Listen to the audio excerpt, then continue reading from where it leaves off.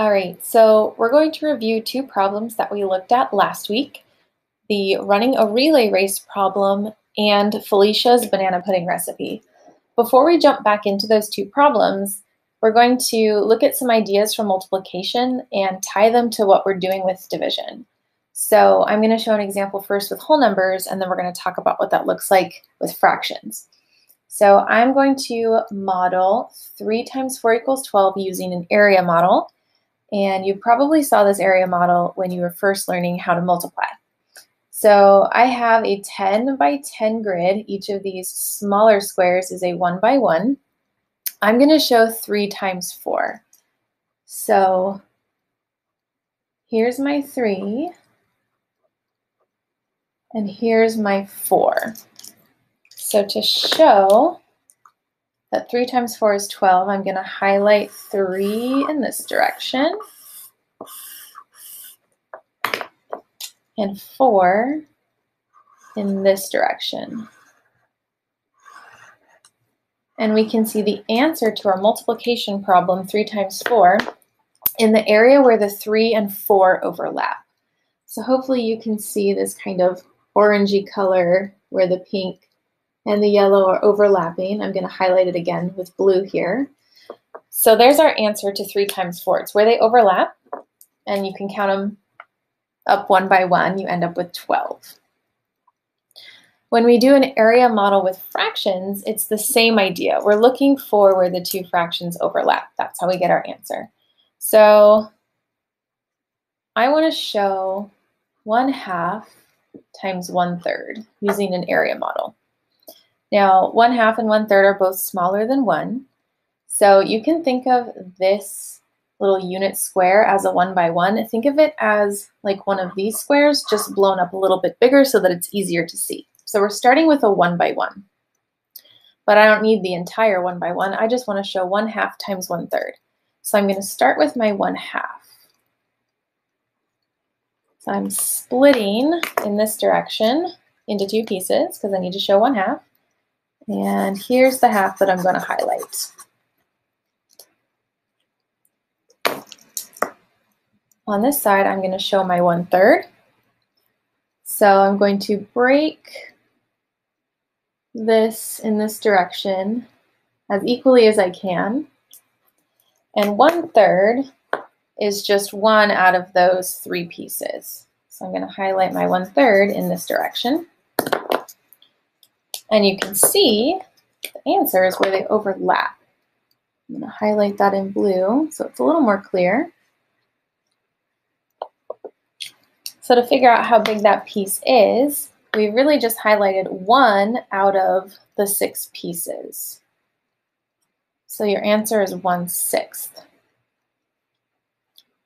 Now this picture should look super familiar because we actually looked at a picture in our running a relay race problem that was basically the same as this one. So here's the picture that we had for the first round of the relay race where 3 students were running a total of a 1/2 mile. So you can see my 1/2 mile, and I split it between my 3 students, so each student is running 1/6 of a mile. Now the numbers, an equation that we used to represent this scenario was 1/2 divided by 3 equals 1/6. The problem that I just showed was 1/2 times 1/3 equals 1/6.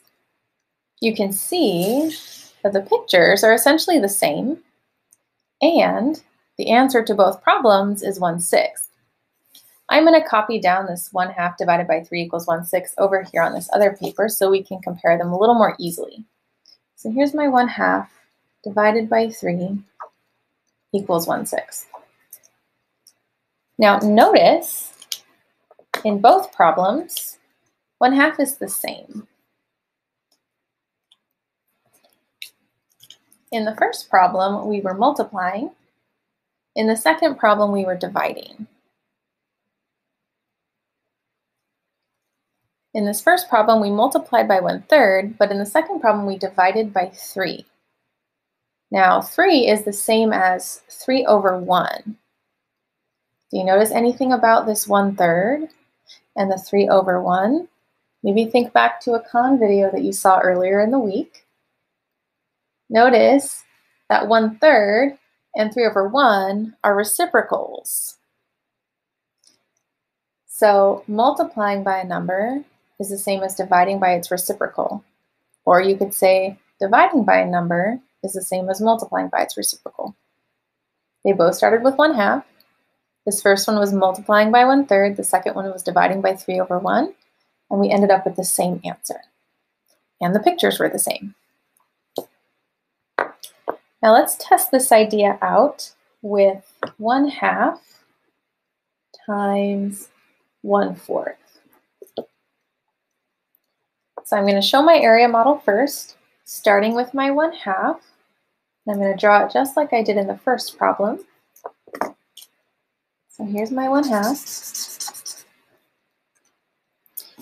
And I'm going to show this being multiplied by 1/4.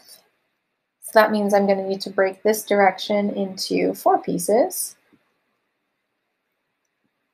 making it as equal as I can. And then I'm going to highlight one of those fourths. And again, our answer is where the 2 overlap. And you can see that it's 1 out of 8 pieces, so 1/8. So I know 1/2 times 1/4 is 1/8. This should also look familiar because we did this problem in round 2 of the relay race problem, where you had 4 students that were running a total of a half mile, and each student ran 1/8 of a mile. So take a look at how those pictures are really the same. This problem we modeled with 1/2 divided by 4 equals 1/8. And in this problem, I was showing 1/2 times 1/4 equals 1/8. So I'm going to recopy down that equation that we had for the relay race problem, which was 1/2 divided by 4 equals 1/8. And again, notice between the two problems, the 1/2 is the same. This first problem we were multiplying, second problem we were dividing. And 4 is really the same as 4 over 1. Again, notice 1 over 4 compared to 4 over 1. Oh, these are also reciprocals. So multiplying by 1/4 is going to give you the same answer as dividing by 4 over 1. So to summarize, dividing by a number is the same as multiplying by its reciprocal.